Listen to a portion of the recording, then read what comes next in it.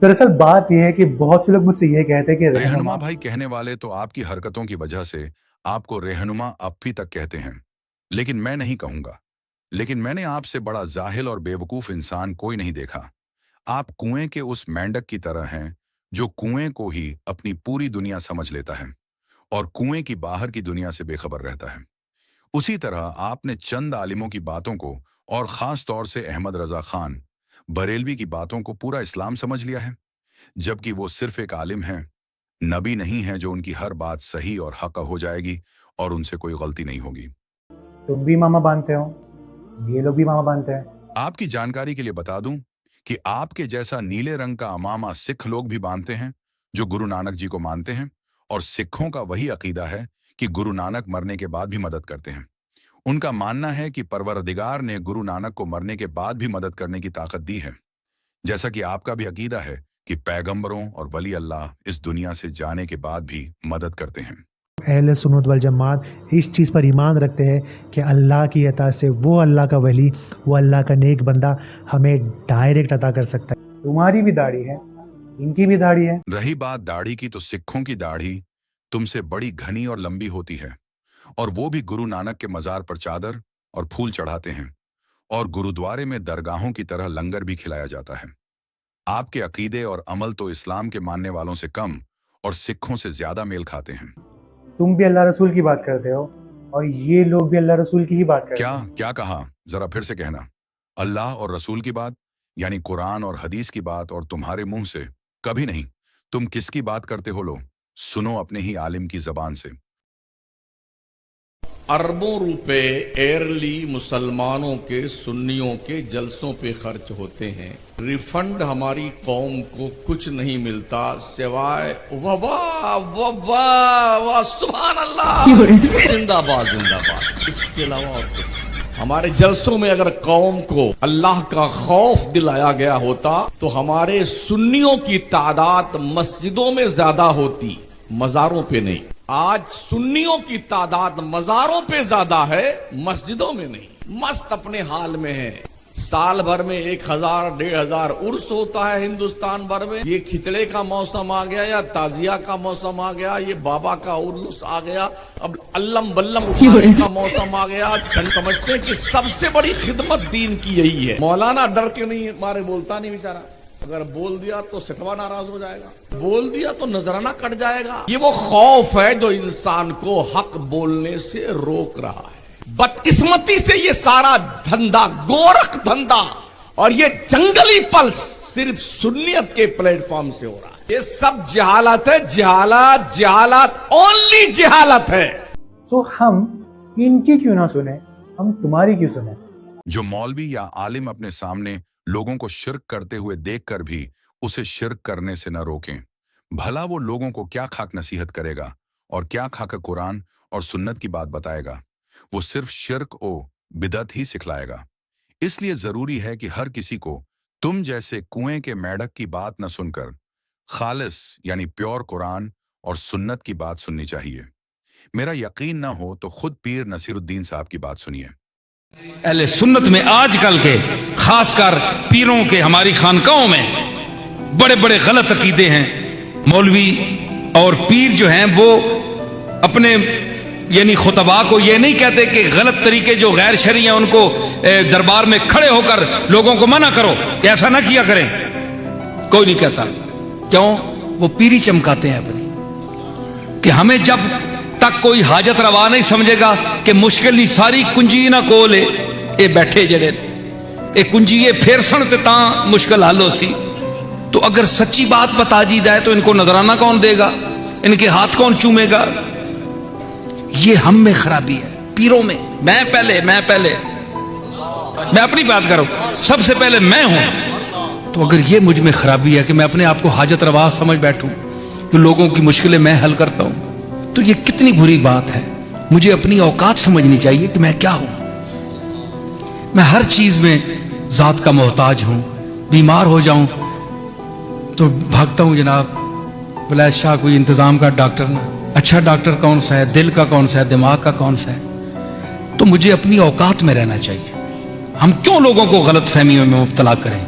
کہ ہم آپ کی حاجتیں پورے کرنے والے ہیں. حاجت ہم نہیں, ہم تو خود محتاج ہیں آپ کی طرح, بلکہ آپ سے بھی بڑھ کر. میں باندھے ہیں, ان کی بھی داڑیاں ہیں, یہ بھی اللہ رسول کی بات کرتے ہیں, لیکن ان کے دلوں میں محبت نہیں, ان کے دلوں میں زہر ہوتا ہے جو آپ کو پلاتا ہے. اور وہ زہر کون سا ہوتا ہے؟ میرے آقا کی عظمت کا بغض. کوئی بھی مسلمان نبی صلی اللہ علیہ وسلم کی عظمتوں کا انکار کرنے والا نہیں ہوتا. نبی صلی اللہ علیہ وسلم کو وہی مقام ملنا چاہیے جو کہ ان کی شان کے لائق ہیں. میرے آقا نے فرمایا کہ میری شان کو اس طرح نہ بڑھانا جس طرح عیسائیوں نے عیسیٰ مسیح کی شان کو بڑھا کر انہیں خدا بنا دیا.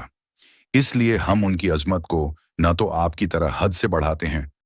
ہاتھوں کو اٹھا کے پڑھنا ہے. یار کوئی بندہ ایسا ہے جو حضور کو نہ دیکھنا چاہتا ہو تو ذرا حضور کے نام پہ جتنے کھڑے ہیں جتنے بیٹھے ہیں سب کے ہاتھ بلند ہوں اور بلند یہی ہے تمنا حضور آپ کو. محمد علی فیضی زندہ باد. حضور آپ کو دیکھنا. بے شرم, حیا نہیں آتی تیرے کو؟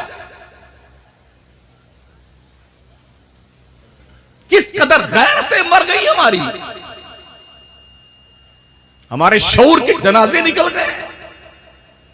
یہ جھوٹی محبت ہے, جھوٹی محبت اتباع کی مقتضی ہوتی ہے. پیروی کیجئے, جس سے آپ پیار کرتے ہیں اس کی اداؤں سے پیار کیجئے, اس کے کردار سے پیار کیجئے, اس کے فرمان سے پیار کیجئے. نماز ساری گل ہے, جمعہ ٹو جمعہ ٹرکائے جا رہے. حضور آپ کو دیکھنا چاہتا, حضور آپ کو دیکھنا چاہتا ہوں. منہ ہے دیکھنے کے لائق؟ نہ جمعہ کا پتہ, نہ پنج وقتہ نماز کا پتہ, نہ روزے کا, نہ حلال کی تمیز, نہ حرام کی تمیز, نہ زبان پہ لگام, نہ نظروں پہ لگام, نہ بے شرمی پہ لگام. حضور آپ کو دیکھنا چاہتا ہوں. یہ منہ اور پودینے کی چٹنی. شرم کر لو, شرم. اور نہ کافروں کی طرح کم کرتے ہیں. لیکن جن جھوٹی عظمتوں جیسے عالم الغیب, مختار, اے کل, حاضر او ناظر, جو کہ خاص اللہ کی خوبیاں ہیں کو بنیاد بنا کر آپ اپنے آپ کو نبی صلی اللہ علیہ وسلم کا عاشق ثابت کرنے کی کوشش کر رہے ہوں, تو یہ آپ کا فریب اور دھوکہ ہے جو بیچاری عوام کو دے رہے ہوں. اہل بیت سے محبت کا بغض. لوگوں کو اپنے ارد گرد اکٹھا کرنے کے لیے جھوٹی باتیں اور فریب کاریاں نہ کرو. اللہ سے ڈرو, کل تمہیں بھی مر کر اس کے سامنے کھڑا ہونا ہے. ہم پر اہل بیت یعنی نبی صلی اللہ علیہ وسلم کے گھرانے والوں کی توہین کا الزام لگاتے ہو. ہم پر تمہیں چلو بھر پانی میں ڈوب کر مر جانا چاہیے. ہماری اہل بیت سے محبت تو ایسی ہے کہ ہمارے منہ سے اہل بیت کی عظمت سن کر خوشی کے مارے لوگ ہماری پیشانی چوم لیتے ہیں. حضرت عمر کی نگاہ پڑ گئی, آپ نے فرمایا, آواز دی, حسن آپ کیوں جا رہے ہو؟ کہا کہ میں آپ سے ملنے آیا تھا. عبداللہ نے بتایا کہ آپ نے اجازت نہیں دی ملنے کی. تو میں نے کہا جب اپنے بیٹے کو اجازت نہیں ملی تو مجھے کیا ملے گی؟ حضرت عمر فاروق کی آنکھوں میں آنسو آ گئے, فرمانے لگے, حسن وہ عمر کا بیٹا ہے, اسے روکا جا سکتا ہے, تو رسول اللہ کا بیٹا ہے, تجھے نہیں روکا جا سکتا. قاری صاحب آج میرا دل کر رہا ہے میں آپ کی پپی لوں, بوسا لوں. واہ ماشاءاللہ. امام سیدنا حسن مجتبیٰ کے حوالے سے یہ گفتگو ہمارے دلوں کو. اور تمہارے مسلک کے مفتی حنیف قریشی صاحب ہمارے منہ سے اہل بیت کی عظمت سن کر مسکرانے لگتے ہیں. سیدنا حسن سیدنا حسین بدر میں پیدا بھی نہیں ہوئے, آپ نے ان کے نام لکھوائے, اللہ اکبر, اور ان کے حصے وہی رکھے جو اہل بدر کے حصے تھے. اللہ اکبر. اور حضرت عمر کے بیٹے عبداللہ بن عمر رضی اللہ تعالیٰ عنہ نے کہا, ابو یہ بھی تو بدر میں نہیں تھے, میں بھی نہیں تھا, مجھے وہ حصہ نہیں ملتا جو ان کو ملتا ہے, تو میں یہ تو نہیں کہتا کہ ان کا حصہ کم کر دیں. ایسا تو ہو سکتا ہے نا کہ آپ میرا حصہ بڑھا دیں, ان بچوں کے برابر کر دیں.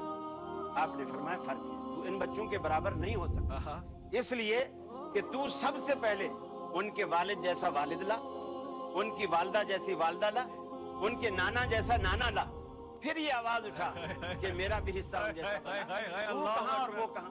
صحابہ اکرام کی عظمت و عزت کا بغض. رب کعبہ کی قسم ہے ہم صدیق کی توہین کبھی گوارا نہیں کر سکتے, فاروق کی توہین کبھی گوارا نہیں کر سکتے, ذی النورین کی توہین کبھی گوارا نہیں کر سکتے, حیدر کرار کی توہین کبھی گوارا نہیں नहीं कर सकते, मर तो सकते हैं लेकिन हज़रत सहाबा के बस समझौता नहीं कर सकते। वो सहाबा का एक वकील है, हुब्बे अहले बैत की दलील है। औलिया कराम की मोहब्बत का बुग्ज, जो बुग्ज होता है ना, ये जो जहर होता है, ये जहर ये लोग आपको पिलाते हैं, जिससे आपकी प्यास तो नहीं बुझती, लेकिन ये जहर आपके ईमान को खा जाता है। जहर तो आप पिलाते हो शिर्क और बिदत का, और औलिया अल्लाह से मोहब्बत के नाम पर। जर्रा बताओ तो आपने किसी भी औलिया अल्लाह की बात को कुरान और सुन्नत पर पेश करके यह जानने की कोशिश क्यों नहीं की कि उनकी यह बात कुरान और सुन्नत के मुवाफिक है या खिलाफ? कि मेरे मुर्शिद शेख अब्दुल कादिर जिलानी ने कहा 70 मरतबा अल्लाह ने मुझसे वादा किया, अब्दुल कादिर जो तेरे मुरीद है मैंने सबको बख्श दिया।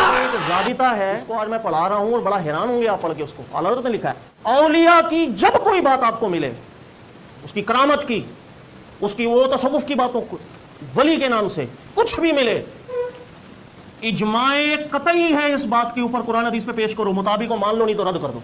किसकी बात मिले? औलिया की। आम लोग ये नहीं कह रहा, सूफीज़म से मुतालिक कुछ मिले, तसव्वुफ की बात, रूहानियत की बात, करामत की बात, कुरान हदीस के मुताबिक को मान लेना वरना रद्द कर दो। इस बात पर क्या लिखा आला हज़रत ने? इजमा। हवाला देख लो, जिल्द नंबर 21, सफ़ा नंबर है अल्लाह बलगरे 523।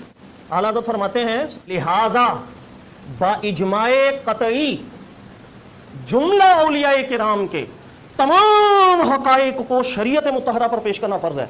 अगर शरीयत के मुताबिक हो हक और कबूल, वरना मरदूद और मखजूल। आप और आपके जैसे न जाने कितने मौलवी सिर्फ और सिर्फ औलिया अल्लाह की करामतें बयान करते हैं। कहते हैं फलां वली को अल्लाह ने यह इख्तियार दिया है, फलां वली हवाओं में उड़ते थे, फलां वली अपने मुरीदों को कयामत के दिन बख्शवा लेंगे। क्या यह बातें अल्लाह ने कुरान में फरमाई हैं या नबी सल्लल्लाहु अलैहि वसल्लम ने ऐसी कोई हदीस बयान की है, या उन औलिया अल्लाह ने खुद अपनी किताबों में कुरान और सुन्नत के खिलाफ बातें लिखी हैं? नहीं, बल्कि यह सिर्फ तुम्हारी बनाई हुई बातें हैं।